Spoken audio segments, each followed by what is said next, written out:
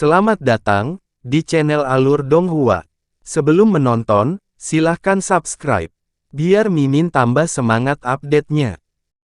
Kekosongan di depannya terbuka, dan lampu kristal yang tak terhitung jumlahnya melonjak keluar, mengembun menjadi dinding kristal, di mana pemandangan yang tak terhitung jumlahnya melintas dengan cepat. Dinding kristal tiba-tiba bersinar terang, dan pusaran air besar muncul, berputar tanpa henti, memancarkan kekuatan hisap besar yang menyelimuti tubuh Han Li. Ekspresi Han Li normal, dan dia tidak mengelak apapun, membiarkan kekuatan hisap menarik tubuhnya ke atas. Tetapi pada saat ini, bola cahaya emas di dantiannya tiba-tiba berkedip dan padam, dan kekuatan spiritual surgawi di tubuhnya tiba-tiba mandek. Daya isap dari pusaran air juga sangat berkurang, dan tubuh Han Li, yang telah ditarik ke udara, berhenti di sana, lalu jatuh kembali ke tanah dengan celepuk. Tapi pikirannya kesakitan, dan jiwanya tersedot ke pusaran air tanpa perlawanan. Penglihatannya menjadi hitam, dan dia kehilangan kesadaran. Ketika Han Li sadar kembali, dia sudah berada di sebelah sungai di hutan belantara. Masih ada bola cahaya seperti tetesan yang tak terhitung jumlahnya yang mengambang di sungai, bergemuruh ke depan, tidak terlihat berbeda dari sebelumnya. Han Li sekarang dalam bentuk jiwanya, mengambang di samping sungai. Aku di sini lagi, aku ingin tahu tempat apa ini. Han Li melihat sekeliling dan bergumam pada dirinya sendiri. Dia tidak mendekati sungai dan memasuki salah satu bola lampu, tetapi mengikuti sungai ke hulu, ingin mencari tahu tempat apa ini. Pada saat ini, dia dalam bentuk jiwanya, seperti awan yang melayang di udara, bergerak mengikuti angin, dan kecepatannya tidak terlalu cepat. Pemandangan gurun itu sama, kemanapun dia pergi, rasanya sama. Tidak ada pergantian siang dan malam di sini, dan perjalanan waktu juga sangat kabur. Han Li berjalan maju, dan menurut perhitungan mentalnya, dia telah berjalan sekitar 7 atau 8 hari, tetapi tidak ada perubahan di sungai di sebelahnya. Dia secara bertahap menjadi tidak sabar, dan terus berjalan maju selama 2 hari, tetapi sungai di sebelahnya masih belum berubah. Lupakan saja, aku tidak tahu seberapa jauh tempat ini, atau mungkin ada semacam batasan ilusi di sini. Jika aku terus berjalan, itu akan membuang-buang waktu. Han Li berhenti, berpikir sejenak, dan melihat ke arah sungai, dan hendak pergi. Pada saat ini, cahaya kuning melintas di atas kepalanya, dan awan kuning berukuran beberapa kaki muncul. 2 mata hitam seukuran kacang menatap Han Li. Kamu adalah roh botol. Han Li kaget saat melihat Huang Yun. Dia segera mengenali wujud asli Huang Yun. Mata hitam Huang Yunzong berkedip 2 kali, seolah sedang mengamatinya. Boleh aku tahu mengapa kamu muncul saat ini? Han Li mengerutkan kening dan bertanya lagi. Begitu suaranya memudar, awan kuning itu tiba-tiba menyala, dan cahaya kristal kuning keluar darinya, dengan cepat tenggelam ke dalam jiwa ilahinya. Divine Soul Han Li tidak punya waktu untuk mengelak, dan cahaya kristal kuning telah memasuki tubuhnya. Itu berubah menjadi aliran udara yang hangat dan terintegrasi ke dalam jiwa ilahinya. Saat dia hendak menanyainya, awan kuning di atas kepalanya melintas dan menghilang lagi.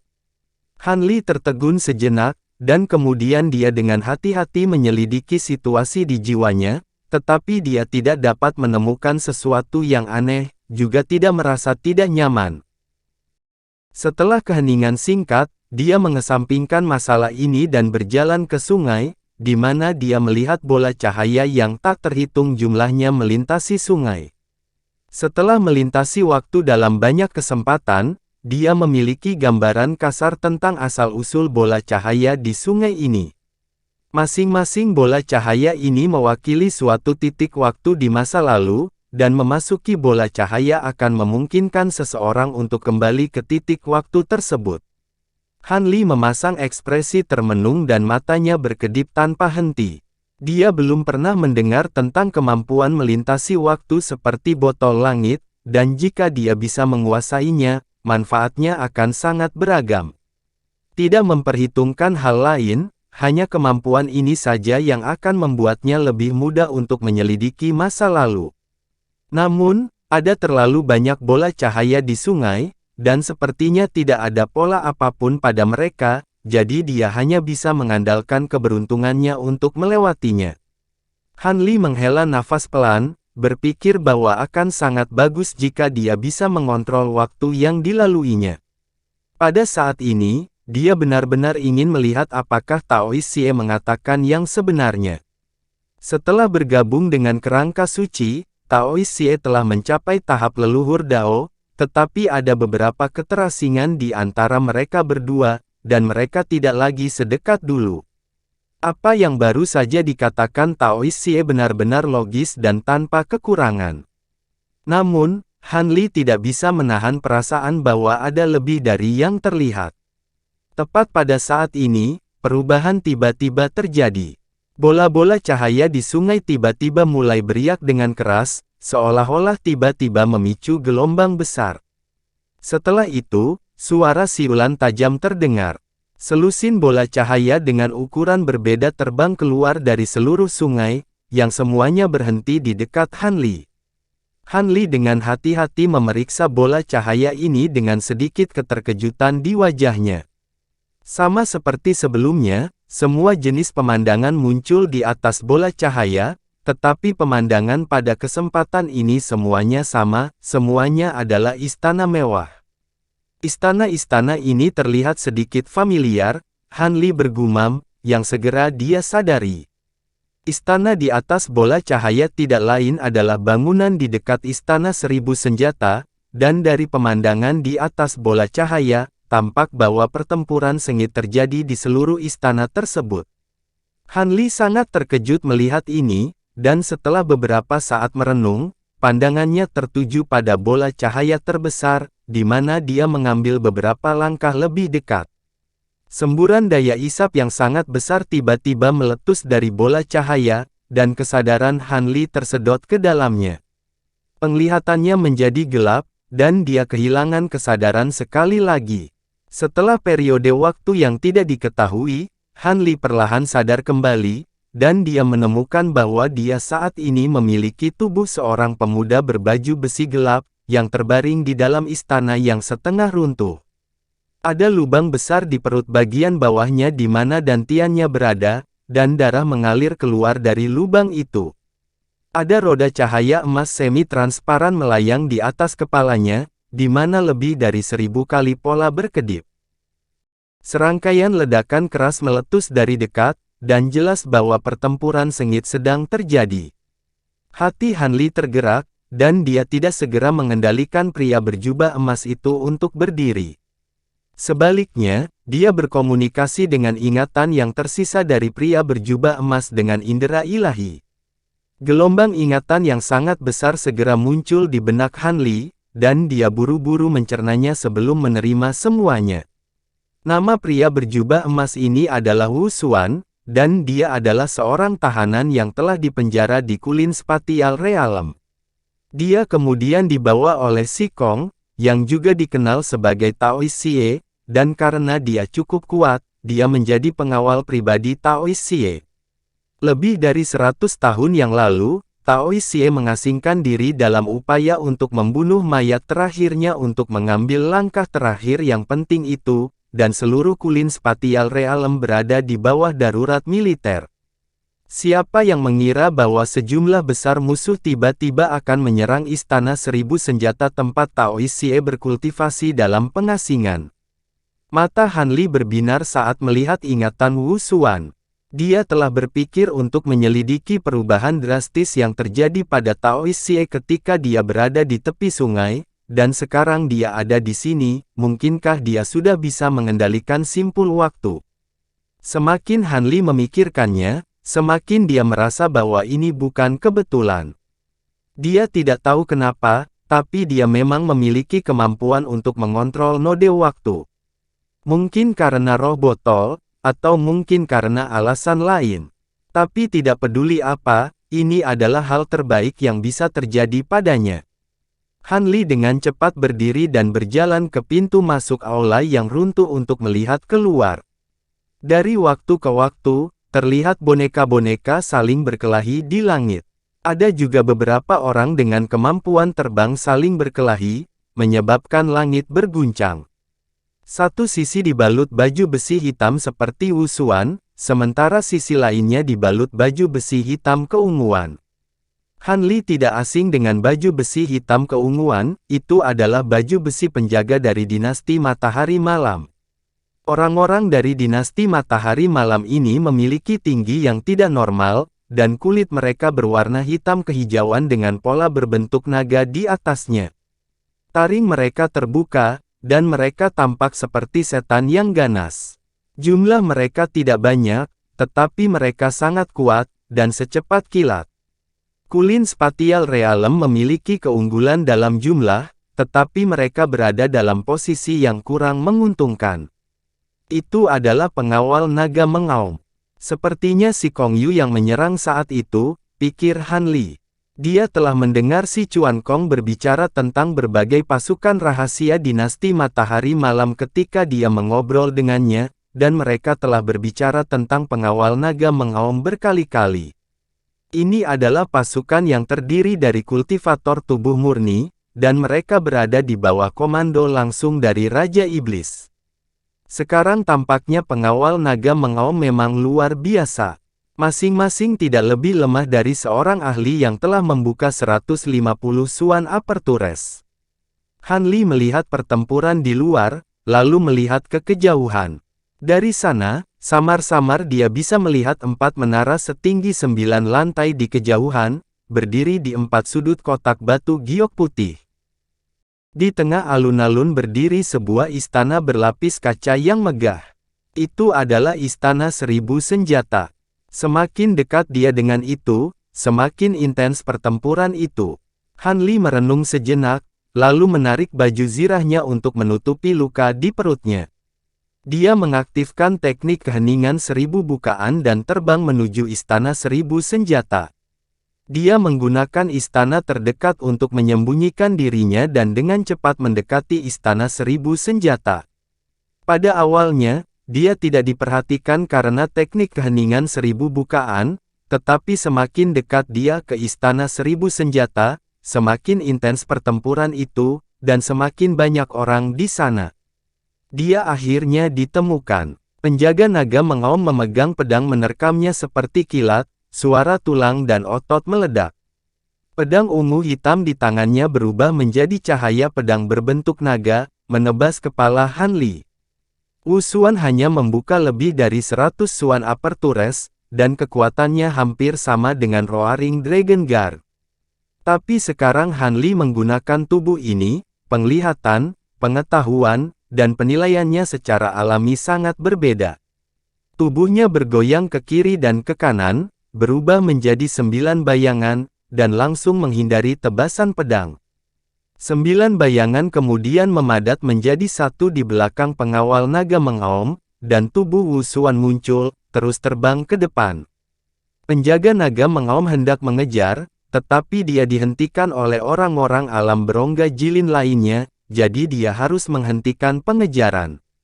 Melihat bahwa dia telah diekspos, Han Li melepaskan begitu saja dan meliuk ke kiri dan ke kanan dalam pertempuran sengit, mencoba yang terbaik untuk memeras setiap kekuatan dari tubuh ini. Dia menunjukkan teknik gerakannya secara ekstrim, tidak pernah berhenti untuk bertarung dengan orang lain, dan dengan cepat mendekati istana 1000 senjata. Pertempuran di sini bahkan lebih intens, dan kedua belah pihak bertempur di pintu masuk istana. Itu, Han Li bersembunyi di balik reruntuhan tembok di dekatnya dan melihat ke arah pintu masuk istana. Pemimpin dari pihak Jilin Spatial Realm adalah Sasin. Dia mengendalikan 5 boneka dan bertarung dengan seorang pria berbaju hijau. Pria itu tidak lain adalah Eke. Lubang Suan di seluruh tubuhnya berkedip-kedip dengan cahaya, sekitar 600 hingga 700 di antaranya, dan dia memegang pedang naga brutal di tangannya. Penampilan mereka tampaknya tidak banyak berubah, tetapi temperamen mereka lebih tajam, dan tidak semulus sebelumnya. Eke, kamu benar-benar berkolusi dengan Stone Void Fish untuk membunuh Tuan. Kamu pantas mendapatkan 1000 kematian. Sasin berteriak dengan marah. Orang bijak tunduk pada keadaan. Stone Void Jie pasti akan mati hari ini. Sasin, karena persahabatan kita, saya menyarankan Anda untuk tunduk pada Kaisar Suci. Dengan kekuatanmu, Kaisar Suci pasti akan menempatkanmu pada posisi penting, kata Eke sambil tersenyum. Berharap, Sasin mendengus dingin, mengendalikan kelima boneka itu untuk melancarkan serangan yang luar biasa. Pedang naga barbar di tangannya berubah menjadi angin hitam yang berputar dan menari, memblokir semua serangan dari para boneka. Pada saat yang sama, pedang Ki ditembakkan, menjerat 5 boneka dan Sasin, tidak membiarkan mereka pergi. Pengawal naga mengaum lainnya membentuk formasi serangan bersama, memblokir orang-orang dari alam skala akumulasi, tidak membiarkan mereka memasuki gerbang.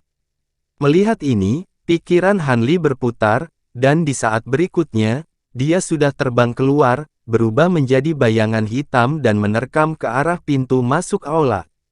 3 pengawal naga mengaum di depan segera menemukan Hanli dan menyerang pada saat bersamaan. Cahaya pedang emas, cahaya pedang seputih salju, dan bayangan tombak hijau menyerang Hanli pada saat bersamaan. Hanli tidak berhenti sama sekali. Sebaliknya, dia dengan keras menginjak tanah, menyebabkan kecepatannya meningkat sebesar 30%. Dia bergegas ke jangkauan serangan dari 3 orang di depannya terlebih dahulu. Tetapi pada saat yang sama, dia melambaikan tangannya, dan bayangan hijau keluar dari lengan bajunya. Itu gesit seperti ular, dan benar-benar melilit senjata ketiga orang itu. Itu adalah cambuk hijau panjang. Dia telah memperoleh item ini dari penjaga naga mengaum yang mati dalam perjalanan ke sini. Terjerat oleh cambuk hijau panjang, senjata ketiga orang itu langsung menjadi lamban. Hanli menginjak tanah lagi, kulitnya sedikit berubah menjadi merah darah. Tubuhnya bergoyang ke kiri dan ke kanan, sekali lagi berubah menjadi beberapa bayangan buram. Kecepatannya sedikit lebih cepat dari sebelumnya, dan dia melintas melewati ketiga orang itu, terus menerkam menuju balai 1000 senjata. Dia sudah lama memutuskan untuk tidak membuang waktu berkelahi dengan siapapun. Dia tidak ragu untuk secara paksa mengaktifkan semua potensi tubuh ini untuk bertarung memasuki balai 1000 senjata. Tetapi pada saat ini, ada keburaman di depannya, dan sesosok ungu kehitaman muncul dari udara tipis. Orang ini sangat tinggi, setidaknya 2 kepala lebih tinggi dari pengawal naga mengaum biasa. Area dada dari armor ungu hitam yang dia kenakan memiliki tambahan pola kepala naga emas, dan sepertinya dia adalah pemimpinnya. Dia menggambar lingkaran di udara dengan salah satu lengannya yang tebal, dan cahaya hitam pekat yang tampak keluar dari tangannya, menyelimuti sosok yang telah diubah oleh Hanli. Sosok-sosok itu diselimuti oleh cahaya hitam, dan segera menjadi lebih lambat, seolah-olah telah membeku. Sedikit teknik gerakan dan Anda ingin pamer. Pemimpin pengawal naga tertawa-tertawa dingin. Cakar kanannya berubah menjadi kepalan tangan dan meninju dengan keras. Angin tinju hitam yang keras meletus dari tinjunya, dan beberapa sosok itu seperti gelembung. Begitu mereka bertabrakan dengan angin kepalan hitam, lalu segera menghilang. Namun, sosok Hanli tidak muncul. Seolah-olah dia telah menghilang. Ini, pemimpin pengawal naga mengaum langsung tertegun. Di atas sana, suara RG terdengar. Pemimpin penjaga naga mengaum buru-buru mengangkat kepalanya. Sosok buram muncul beberapa zang di atas kepala pengawal naga mengaum. Itu Hanli. Saat ini, warna darah di permukaan tubuhnya semakin gelap, seolah darah hendak menetes. Namun, kecepatannya bahkan lebih cepat. Dia terbang melewati kepala pengawal naga hitam. Pemimpin pengawal naga mengaum ingin menghentikan mereka, tapi sudah terlambat. Sejak kapan Wu Xuan memiliki kekuatan seperti itu? Sasin juga memperhatikan ini. Jejak keterkejutan muncul di matanya, tetapi dia segera melambaikan tangannya. Kalian semua sampah. Di udara, Edgar sangat marah saat melihat pemandangan ini, dan dia melambaikan tangannya. Hampir 100 titik akupuntur misterius di lengannya tiba-tiba menyala, samar-samar memperlihatkan jejak cahaya darah. Pada saat berikutnya, pedang naga barbar di tangannya berubah menjadi bayangan hitam dan ditembakkan. Itu langsung muncul 5 zang di belakangnya dan menusuk ke arah tengah punggung Han Li. Ekspresi Han Li sedikit berubah, dan dia bergerak ke samping untuk menghindar. Namun, kecepatan pedang naga barbar terlalu cepat, dan dia tidak bisa mengelak sepenuhnya. Lengan kirinya hendak dipukul. Matanya berkedip, tetapi dia tidak melakukan apa-apa. Dia membiarkan pedang naga barbar menebas, dan tubuhnya melesat ke depan. Namun, pada saat ini, sesosok emas melesat keluar dari samping dan langsung memblokir di belakang Han Li. Itu adalah boneka elang emas, dan 2 cakar emasnya mencengkeram pedang naga barbar. Pedang naga barbar dengan mudah menghancurkan 2 cakar emas, dan menusuk dada boneka elang, menembusnya. Namun, kekuatan pedang naga barbar juga habis, dan berhenti di situ. Han Li tampak terkejut, tapi tubuhnya tidak berhenti. Tidak ada lagi rintangan di depannya, dan sosoknya melintas dan menerkam ke gerbang balai 1000 senjata. Ekspresi Eko sangat marah, dan dia tiba-tiba menatap Sasin. Mulut Sasin membentuk senyuman, dan dia menatap Eko dengan bangga. Kirim beberapa orang ke aula untuk membunuh bajingan itu. Kita tidak boleh membiarkannya menghalangi Kaisar Suci. Eko tidak peduli dengan Sasin, dan dia meraung dengan marah. Otoritas Eko tampaknya cukup tinggi. Keempat pengawal naga mengaum segera meninggalkan formasi pertempuran dan mengejar ke aula. Ekspresi pemimpin Roaring Dragon Guard sangat marah, dan dia juga menerkam ke aula. Mata Sasin berputar, dan dia menggerakkan jarinya. Boneka elang yang ditusuk oleh pedang naga barbar membuka matanya. 2 sinar keemasan keluar dari matanya, dan sinar itu memancar ke dinding batu di samping gerbang aula. 2 pintu aula yang semula terbuka ditutup. Pemimpin Roaring Dragon Guard dan yang lainnya tidak bisa menghentikan momentum mereka, dan mereka menabrak pintu. Gerbang aula yang tinggi hanya memancarkan cahaya putih, dan tidak bergerak. Kamu, mata Eko dingin, dan dia menatap Sasin dengan niat membunuh. Pintu aula 1000 senjata sudah ditutup. Ada batasan pada pintu yang dibuat sendiri oleh guru. Jangan pernah berpikir untuk membukanya. Eko, kamu salah perhitungan. Sasin menekan keterkejutan di hatinya, dan dia mencibir. Han Li melihat ke gerbang aula yang tiba-tiba tertutup di belakangnya, dan sedikit terkejut. Dia kemudian mengabaikannya, dan melihat ke aula. Situasi di aula 1000 senjata persis sama dengan apa yang dia lihat bertahun-tahun kemudian. Ada pecahan meja dan kursi di mana-mana, dan beberapa boneka berlapis baja yang patah. Jelas bahwa pertempuran sengit baru saja terjadi. Saat ini, tidak ada seorang pun di aula, tetapi dipenuhi dengan kabut darah yang mengeluarkan bau harum. Kabut berdarah ini tidak berbahaya. Sebaliknya, karena potensi Han Li telah dibangkitkan, gerakannya jauh lebih lambat. Begitu dia bersentuhan dengan kabut berdarah ini, dia segera melambat. Dia terkejut, tetapi dia tidak terlalu memperhatikan hal ini. Sosoknya melintas, dan dia bergegas ke belakang aula. Seperti yang dia duga, kursi batu hitam itu masih ada. Dia senang, dan dia meraih kursi batu dan memutarnya. Sebuah terowongan hitam segera muncul di tanah di belakang kursi batu, dan mengarah ke bawah tanah. Han Li sangat gembira melihat mekanisme di sini tidak berubah.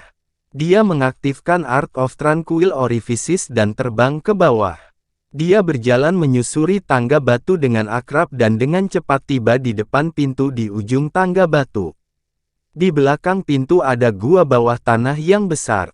Suara gemuruh yang keras datang dari gua, masing-masing terdengar seperti petir, menyebabkan seluruh gua bawah tanah berguncang. Han Li diam-diam berjalan ke pintu masuk dan dengan hati-hati mengintip keluar. Gua bawah tanah tidak jauh berbeda dari sebelumnya, ada danau darah yang sangat besar di dalamnya, dan saat ini beriak dengan keras. Namun, tidak ada peti mati kristal di tengah danau. Sebaliknya, ada platform batu persegi merah yang melayang di udara. Ada 9 pilar batu giok merah tinggi di sekitar platform batu, yang semuanya terukir dengan pola berurat yang tak terhitung jumlahnya. Mereka melepaskan cahaya merah menyilaukan yang membentuk penghalang cahaya merah tua tebal yang menyelubungi platform batu. Ada sosok yang duduk di platform batu, itu tidak lain adalah Tao Xie, dan seluruh tubuhnya diselimuti cahaya keemasan yang menyilaukan. Matanya tertutup rapat, dan alisnya berkerut erat, seolah-olah dia menahan rasa sakit yang luar biasa. Tubuh Tao Xie juga sedikit gemetar saat gumpalan kabut putih keabu-abuan muncul dari sekujur tubuhnya, melayang ke atas kepalanya. Pada saat ini, bola kabut yang berukuran sekitar 10 kaki telah mengembun di sana, dan itu melonjak tanpa henti untuk membentuk sosok humanoid. Di tanah kosong di samping danau darah, ada 3 sosok yang terlibat dalam pertempuran sengit. Boom yang bergemuruh disebabkan oleh mereka bertiga. Sosok hitam dan putih itu tidak lain adalah boneka eksekusi mayat Tao Xie, sedangkan sosok ungu itu adalah pria paruh baya dengan baju zirah ungu. Han Li pernah melihat pria ini sebelumnya, dia tidak lain adalah Demon Lord Si Kongyu. Tidak, ini tidak terasa seperti orang sungguhan, ini boneka. Hati Han Li tergerak, dan dia segera mengidentifikasi tubuh asli Si Kongyu. Realem tata ruang skala tidak mengizinkan siapapun di atas tahap dewa primordial untuk masuk, jadi tubuh asli Si Kongyu secara alami tidak dapat masuk. Mereka bertiga bergerak secepat kilat, dan bahkan dengan kecepatan reaksi Han Li, dia hanya bisa mengikuti mereka bertiga. 3 siluet terpisah satu sama lain, dan setiap kali mereka bertukar pukulan, ledakan menggelegar dan getaran spasial yang tak tertandingi akan meletus. Tampaknya ada batasan yang dipasang di gua bawah tanah ini, dan semburan fluktuasi spasial menabrak gua, tetapi selain membuatnya sedikit bergetar, itu tidak menimbulkan banyak dampak. Perairan danau darah melonjak seperti gelombang yang ganas, dan kabut merah pekat naik untuk memenuhi seluruh ruang bawah tanah. Boneka ungu Si Kongyu sangat kuat.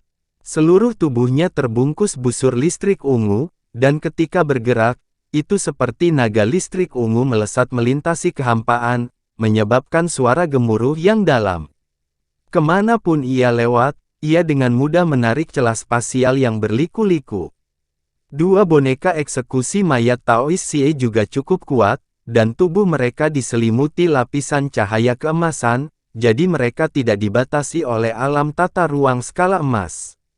Sayangnya, boneka Si Kongyu terlalu kuat, dan kedua boneka algojo mayat itu masih belum mampu mengalahkannya.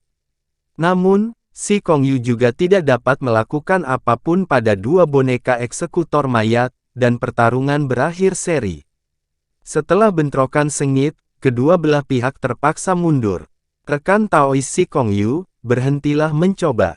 Bonekamu luar biasa, tapi tidak bisa mengalahkan kami. Saya pikir Anda harus mundur. Rekan Taois Si tidak lagi mengembangkan hukum ruang, jadi dia tidak akan menjadi ancaman bagimu. Mengapa Anda tidak menemukan cara untuk menyelesaikan keluhan masa lalu Anda dan hidup dalam damai? Pada akhirnya, kita semua adalah makhluk dari wilayah suci, dan pengadilan surgawi adalah musuh kita yang sebenarnya, kata Taois Xie. Si Kongyu mendengus sebelum benar-benar mengabaikan kata-kata Taois Xie, dan tubuhnya bergoyang sebelum menghilang di tempat. Ekspresi Taois Xie sedikit berubah, dan dia buru-buru menghindar ke samping, tetapi dia baru saja bergerak beberapa meter jauhnya ketika kepalan yang berkedip dengan petir muncul sebelum menyerang tempat dia baru saja berdiri. Ruang tempat pukulan itu bergetar seperti permukaan danau, menciptakan lubang hitam seukuran tangki air. Tepat pada saat ini, bayangan hitam melintas di atas kepala Si Kongyu, dan Daoisie hitam lainnya muncul.